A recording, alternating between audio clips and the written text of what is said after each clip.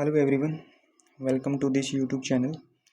तो जैसा कि आप लोग थंबनेल में देख ही चुके हो, आज की इस वीडियो में हम ग्रुप डी का प्रीवियस ईयर पेपर का इंग्लिश सेक्शन सोल्व करने वाले हैं। ठीक है ना। जो इंग्लिश के क्वेश्चन आए थे वो सोल्व करने वाले हैं। ये जो एग्ज़ाम है आपका, ये एग्ज़ाम आपका 21 अक्टूबर 2023 को हुआ था। उसका सोल्यूशन हम करेंगे 1 बाय 1 क्वेश्चंस के साथ। ठीक है, तो पहला क्वेश्चन देखिए।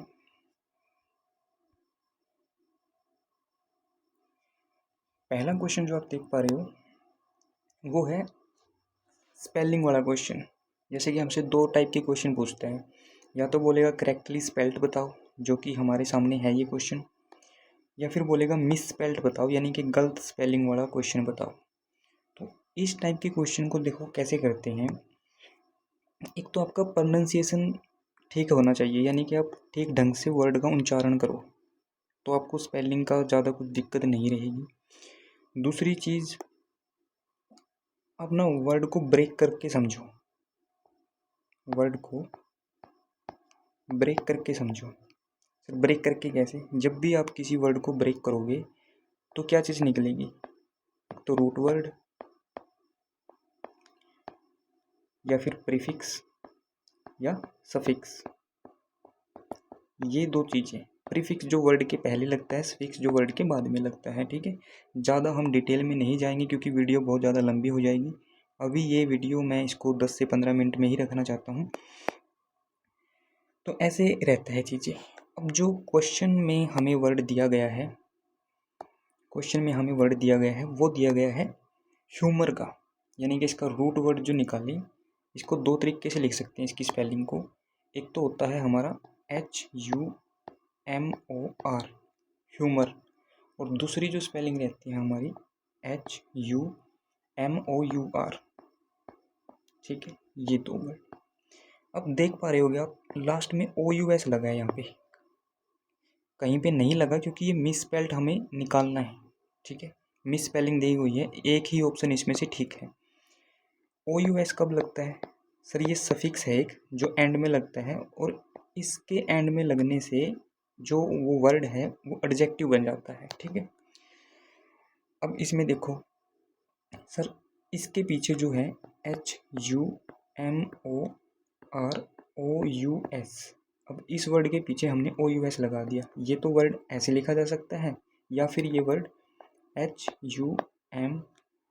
HUMOUROUS या ऐसे लिखा जा सकता है।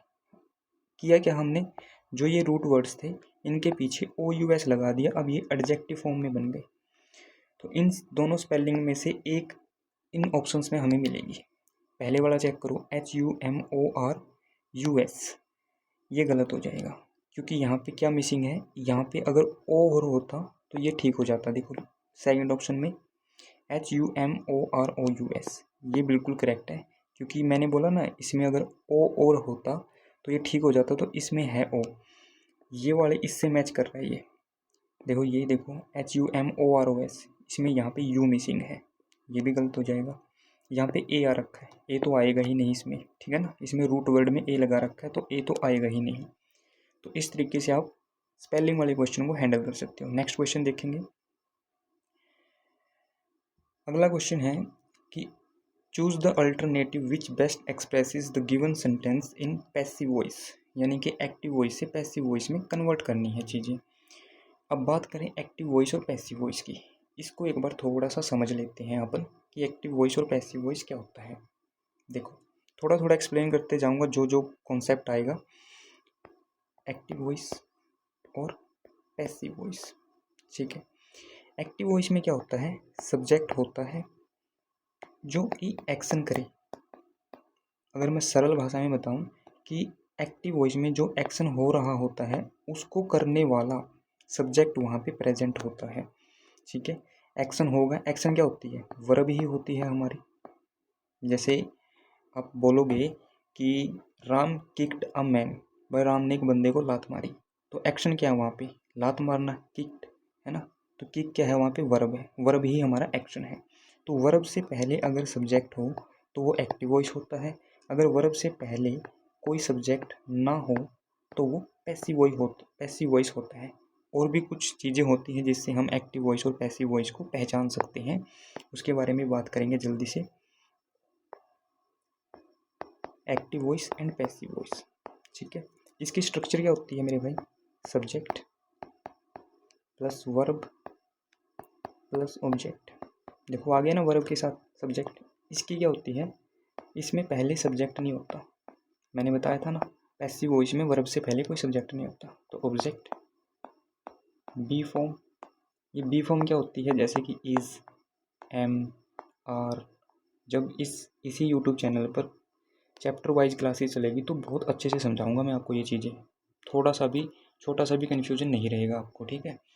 Is, am, are, was, were, be, been, ये सारी की सारी क्या रहती हैं, बी फॉर्म रहती हैं, ठीक है। इसके आगे क्या होगा, वर्ब की थर्ड फॉर्म प्लस बाय और सब्जेक्ट, ये चीज़ आएंगी हमारी, ठीक है। तो सबसे पहले तो हम ये चीज़ सीख गए जी कि जब एक्टिव वॉइस को पैसिव वॉइस में कन्वर्ट करते हैं तो सबसे पहले हम ऑब्जेक्ट को लिखते हैं, फिर be form is, am, are, was, were, ये सेंटेंस के हिसाब से हम लिखेंगे, फिर वर्ब की थर्ड फॉर्म, फिर बाय, फिर सब्जेक्ट। तो हमारे क्वेश्चन पे वापस आओ। सेंटेंस क्या दिया है एक्टिव वॉइस में जो हमें पैसिव वॉइस में कन्वर्ट करना है। देखो सेंटेंस ये है, the accountant took the cheque from the customer. सबसे पहले पहचाने कैसे कि ये एक्टिव वॉइस है। देखो एक्शन क्या हो रहा है, टुक, लेना, ठीक है ना, लेने का एक्शन हो रहा है। यहाँ पे क्या ले रहा है, चेक ले रहा है, लेने का एक्शन हो रहा है। कौन कर रहा है, सर अकाउंटेंट कर रहा है। अगर इस एक्शन को करने वाला सब्जेक्ट प्रेजेंट है तो ये क्या है, एक्टिव वॉइस।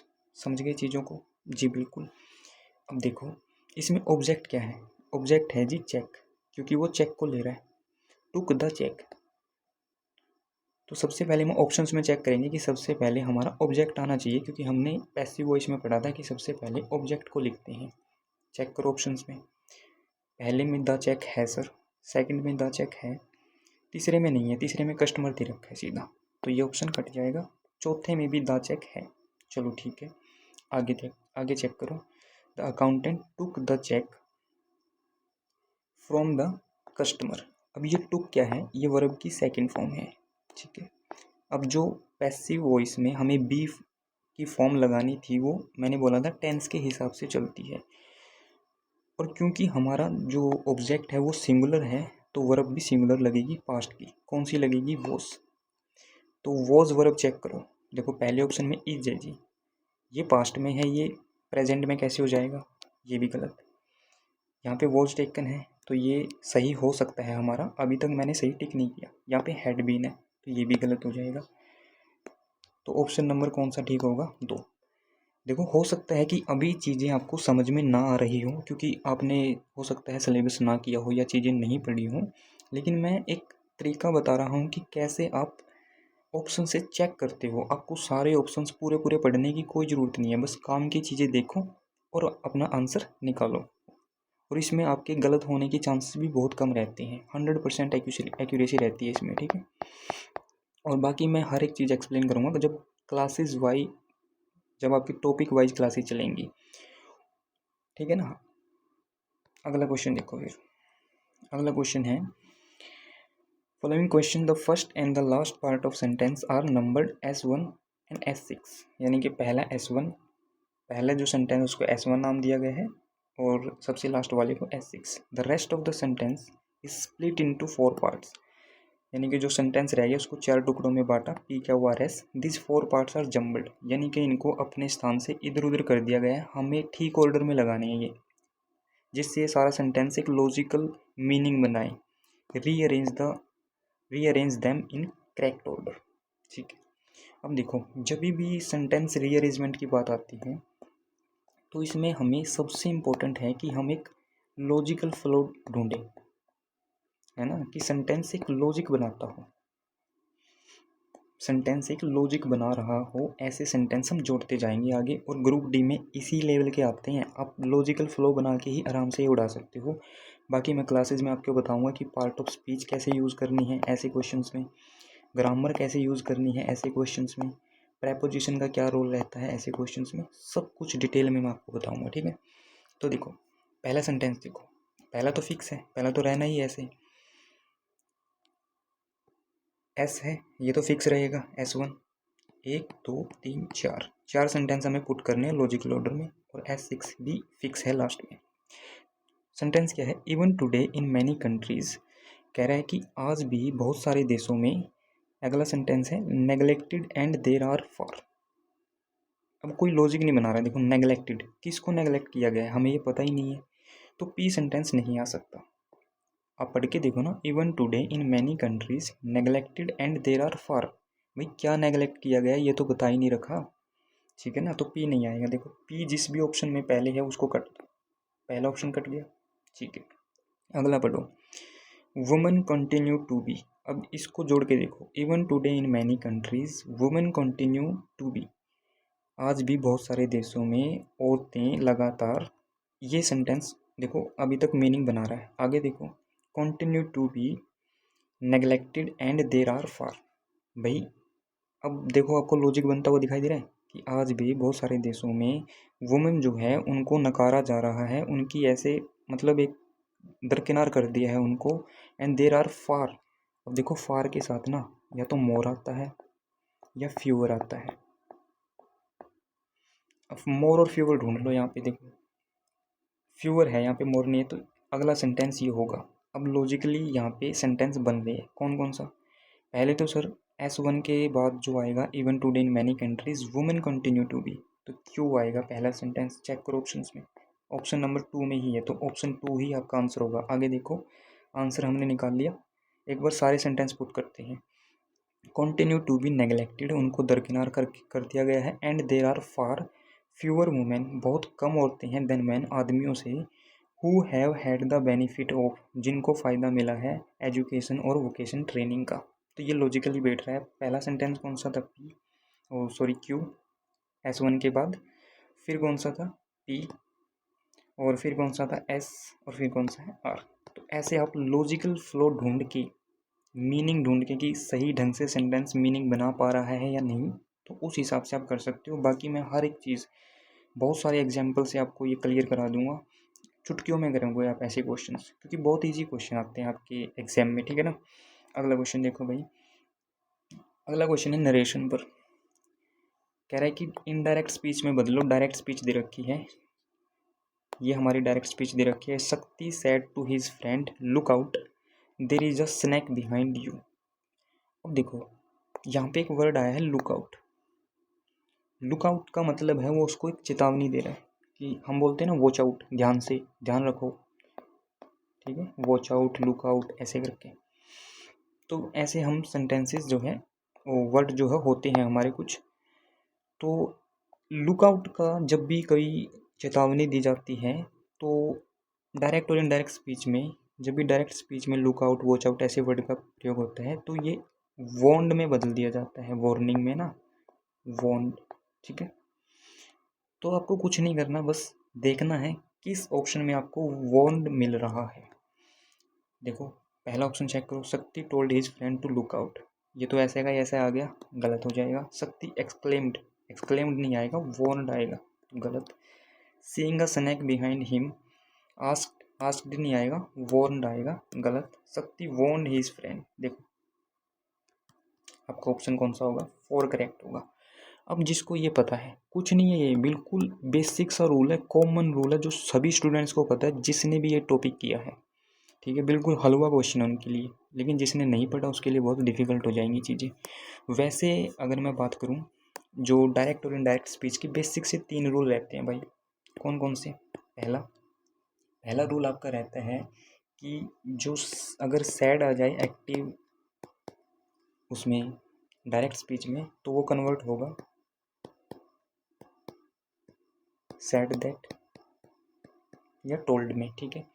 दूसरा, जो टेंस होता है हमारा वो पास्ट में कन्वर्ट हो जाएगा। बताऊंगा कौन कौन सा सेंटेंस कैसे कैसे पास्ट में कन्वर्ट होता है, ठीक है, कि प्रेजेंट पास्ट में होता है, प्रेजेंट परफेक्ट पास्ट परफेक्ट में होता है, प्रेजेंट कॉन्टिन्यूस पास्ट कॉन्टिन्यूस में कन्वर्ट होता है। ये सारी चीज़ें मैं आपको टॉपिक वाइज क्लासेस में एक्सप्लेन करूँगा बहुत अच्छे से। और प्रोनाउन वो सब्जेक्ट के हिसाब से, ये कैसे सर, जैसे कि आई यूज़ है, ठीक है, आई यूज़ हुआ है, अगर ये फीमेल के लिए यूज हुआ है तो आई का प्रोनाउन क्या बनेगा, सी। अगर ये मेल के लिए यूज हुआ है तो आई का प्रोनाउन क्या बनेगा, ही। ऐसे करके वो बात कर रहा है। अभी मैंने जस्ट आपको ऊपर ऊपर से बता दिया कि क्या इंपॉर्टेंट रूल्स रहते हैं स्पीचीज़ में जब हम डायरेक्ट से इनडायरेक्ट में कन्वर्ट करते हैं, ठीक है। बाकी मैं एक्सप्लेन, क्योंकि सारी चीज़ें अभी डिटेल में एक्सप्लेन नहीं कर सकता है कि वीडियो में, वो नेक्स्ट टू इम्पॉसिबल वाली बात हो जाती है। अगला क्वेश्चन देखो, ये हमने एक्टिव वॉइस वाला जो डिस्कस किया था वो है, इसको एक बार इरेज कर देते हैं। हाँ जी, तो नेक्स्ट क्वेश्चन एरर पे है। Pick out the part of sentence which has an error, यानी कि जिस पार्ट में एरर है हमें वो टिक करना है। This is the third communication I have sent, तो ये तीसरा कम्युनिकेशन है जो मैंने आपको भेजा है। And I am much surprised, देखो एरर मिल गया मुझे, तो अगर आपको भी मिल गया तो बहुत अच्छी चल रही है आपकी तैयारी। एट रिसीविंग नो आंसर, देखो जो ये मच वर्ड होता है ना मेरे भाई, मच वर्ड कंपैरेटिव डिग्री या कह लो कंपैरेटिव वर्ड्स के साथ आता है, जैसे कि much more, much worse, much better, ऐसे। और सरप्राइज जैसे वर्ड के लिए हम यूज़ करते हैं या तो वेरी, ग्रेटली, ठीक है, ऐसे greatly surprised, very surprised, quite surprised, ऐसे ये वर्ड यूज करते हैं। तो यहाँ पे मच नहीं आएगा, ठीक है। तो एरर कहाँ पे हो गया, बी पार्ट में। आप देख रहे हो, चाहे वो एरर की बात हो, चाहे वो डायरेक्ट इनडायरेक्ट स्पीच की बात हो, ठीक है, चाहे वो एक्टिव वॉइस की बात हो, हर चीज़ कहाँ पे दिक्कत दे रही है, सेंटेंस में। चाहे वो फिलर की बात हो, तो सबसे पहला टॉपिक ही मैं पढ़ाऊँगा सेंटेंस स्ट्रक्चर। आप अगर एक बार ये सीख गए कि सेंटेंस बनता कैसे है, सेंटेंस में क्या क्या चीज़ें होती हैं, तो आराम से आप इन सभी क्वेश्चंस को टैकल कर सकते हो। अगला क्वेश्चन देखो, फिल इन द ब्लैंक। देखो ये भी सेंटेंस में ही एक वर्ड मिसिंग है, उसको हमें फाइंड आउट करना है। तो सब कुछ सेंटेंस से ही स्टार्ट होता है मेरे दोस्त। You will not overtake him unless you, आप उससे आगे नहीं निकल पाओगे अनलेस यू। अब इसके आगे एक्शन होगा, और ऐसा एक्शन होगा कि अगर ये एक्शन इसने कर दिया तो वो दूसरे बंदे से आगे निकल जाएगा, यही ये बात कह रहा है। तो यहाँ पे हमें वर्ब आएगी, ये तो हमें पता है, ठीक है। तो देखो स्लीप, क्या आप सो के आगे निकल सकते हो किसी से, गलत। वॉक क्विकली, तेज़ी से चलें। You will not overtake him unless you walk quickly, अगर आप तेज़ नहीं चलोगे तो उससे आगे कभी नहीं निकल पाओगे। बिल्कुल परफेक्ट, सही बैठ रहा है। प्ले, बिल्कुल नहीं। रीडिंग, नहीं, कोई सेंस नहीं बना रहा, तो क्या आएगा, वॉक क्विकली। उम्मीद करता हूँ आपको मेरी एक्सप्लेनेशंस एंड चीज़ें समझ में आ रही हैं। नेक्स्ट क्वेश्चन देखो भाई, हमें ईडियम दी गई है और इसका मीनिंग बताना है। ये वाइट एलिफेंट क्या है, ईडियम्स हैं, और इसका मीनिंग होता है मेरे भाई एक्सपेंसिव, कोई चीज़ बहुत एक्सपेंसिव हो बट उसका यूज़ कुछ भी ना हो, नो यूज़, ठीक है। वाइट एलिफेंट, अ वाइट एलिफेंट। देखो वेरी लार्ज नहीं, यूजलेस, हाँ ये हो जाएगी जी, जो काम की ना हो। वेरी कंफर्टेबल, बिल्कुल नहीं, इतनी महंगी है तो कंफर्टेबल कैसे हो सकती है। कोलैप्सिंग, कोलैप्सिंग का मतलब होता है ढहना गिरना, ये भी नहीं होगा, तो क्या हो जाएगा, यूजलेस। तो ईडियम्स, फ्रेजेस, वकैब के बारे में भी मैंने उस वीडियो में बताया था जो इसी चैनल पे अपलोड की जा चुकी है, कि वकैब कैसे कराऊंगा मैं आपको, ईडियम कैसे कराऊंगा, फ्रेजेस कैसे कराऊंगा, देख लेना आप एक बार वो वीडियो। नेक्स्ट क्वेश्चन देखो, एंटोनियम्स यानी कि विपरीत शब्द बताना है फ्रीक्वेंट का। फ्रीक्वेंट का मतलब होता है हैपन अगेन एंड अगेन, यानी कि बार बार चीज़ें होना। तो इसका उल्टा क्या होगा, जो कभी कभार होती हैं, रेयरली होती हैं, तो रेयर इसका करेक्ट मीनिंग होगा। देखो कितने सिंपल सिंपल से वर्ड आपसे पूछे जा रहे हैं, है ना। रिटर्न नहीं होगा, फियर, अलार्म, बिल्कुल कोई सेंस नहीं बना रहा। आगे देखो, सिनोनियम, समानार्थक शब्द बताना है, किस वर्ड का, होपफुली वर्ड का। To travel hopefully is a better thing than arrive and the true success is to labour. तो होपफुली का मतलब होता है पॉजिटिव, हम कुछ अच्छा उम्मीद कर रहे हैं, है ना, पॉजिटिव टोन का वर्ड है, अच्छा। रैशनली का मतलब होता है लॉजिकली सोचना, सोच विचार के, तो ये नहीं होगा। पॉजिटिवली, बिल्कुल पॉजिटिवली उम्मीद अच्छा करते हैं। नेग्लिजेंस नहीं, केयरलेस, बिल्कुल परवाह ही नहीं है किसी चीज़ की नहीं। तो ऐसे आप ऑप्शन एलिमिनेशन से भी जा सकते हो, बहुत ईजी वर्ड आते हैं मेरे दोस्त, ठीक है। और अगला क्वेश्चन देखते हैं एक बार, फिर मैं कुछ बातें करूँगा आपसे। अगला क्वेश्चन देखो, पहले आप ये बताओ कि ये एक्टिव वॉइस है या पैसिव वॉइस। अभी जस्ट मैंने आपको एक्टिव वॉइस और पैसिव वॉइस को पहचानने की एक ट्रिक कह लो या फिर एक रूल के हिसाब से एक पहचान बताई है। देखो, मैंने बताया था कि अगर एक्शन या वर्ब से पहले उसका सब्जेक्ट हो, उसको करने वाला हो, तो वो एक्टिव वॉइस होता है। अगर ये ना हो तो पैसिव वॉइस। इस पर क्या एक्शन हो रहा है यहाँ पे देखो, रिक्वेस्टेड, यानी रिक्वेस्ट की जा रही है किसी से, तो ये क्या है, एक्शन है। क्या इसको करने वाला है आगे, पैसेंजर्स आर रिक्वेस्टेड, नहीं सर, पैसेंजर से रिक्वेस्ट की जा रही है लेकिन जिसने रिक्वेस्ट की है वो नहीं है, तो ये कौन सा सेंटेंस हो जाएगा, ये हो जाएगा मेरे भाई पैसिव वॉइस, क्योंकि जो एक्शन हो रहा है उसको करने वाला उससे पहले सब्जेक्ट नहीं है, ठीक है। तो हमें क्या करना है, हमें इम्प्रूव करना है सेंटेंस को, यानी कि इसकी जगह पे इन ऑप्शंस में से क्या आ सकता है। Passengers are requested not to sit on the floor, कि जो भी पैसेंजर्स हैं उनसे रिक्वेस्ट की गई है कि आप फ्लोर पे मत बैठो। टू नॉट टू सिट, इसकी जगह पे पूरे पे नॉट टू सिट नहीं, पैसेंजर आर के बाद एक वर्ब की थर्ड फॉर्म तो ज़रूर आएगी। टू नॉट टू सिट ये भी गलत हो जाएगी क्योंकि यहाँ पे रिक्वेस्टेड नहीं है, और टू दो बार आया है, ये भी नहीं आ सकता। रिक्वेस्टेड टू सिट नहीं, नॉट टू सिट बोला है इसने तो मीनिंग ही चेंज कर दिया। नो इम्प्रूवमेंट, बिल्कुल जो सेंटेंस है वही करेक्ट है, कोई इम्प्रूवमेंट नहीं है। अच्छा, ये अपने पूरे क्वेश्चन हो गए। जो बात मैं आपसे करना चाहता था, देखो अभी मैं आपको, जैसे मैंने आज आपको एक पेपर कराया, इससे भी और अच्छे तरीके से बाकी और 10 PYP यानी प्रीवियस ईयर पेपर कराऊंगा, जिसमें से 5 ग्रुप डी के, HSSC ग्रुप डी के, और 5 HSSC CET मेंस के। ये क्यों कराऊंगा, ताकि आपको अच्छे से आपका एग्ज़ाम का लेवल पता चल जाए, और जो हवा बना हुआ है इंग्लिश का और जो बच्चे घबराते हैं वो चीज़ें आप ना करो। दूसरी चीज़, मैंने एक वीडियो डाल रखी है कि कैसे आप सिलेबस को कवर करना है, कैसे मैं वीडियोस के थ्रू आपको चीज़ें करवाऊंगा। ऐसा नहीं है कि इंग्लिश में एक टॉपिक कराया उसके बहुत सारे रूल्स बता दिए तो आपको रूल्स में कन्फ्यूज़न करना है कि क्लासेस करा दी, 40-50 रूल दे दिए, करो याद। ऐसा नहीं है, रूल्स केवल आपको 120 या 100 से 120 रूल याद करनी है, और वो भी मैं खुद आपको वीडियोज़ में करवाऊँगा, रिवाइज़ करवा के, उसके ऊपर क्वेश्चंस प्रैक्टिस करवा के आपको वो रूल मैं सारे याद करवा दूँगा। आपको किसी भी प्रकार की कोई भी दिक्कत इंग्लिश में नहीं रहेगी। अगर आपको ये वीडियो पसंद आई है, इसका कंटेंट पसंद आया है, तो सब्सक्राइब करके आप इस चैनल से जुड़ सकते हो, ठीक है। तो नेक्स्ट क्लास में आपसे मिलेंगे, बहुत बहुत धन्यवाद, थैंक यू सो मच।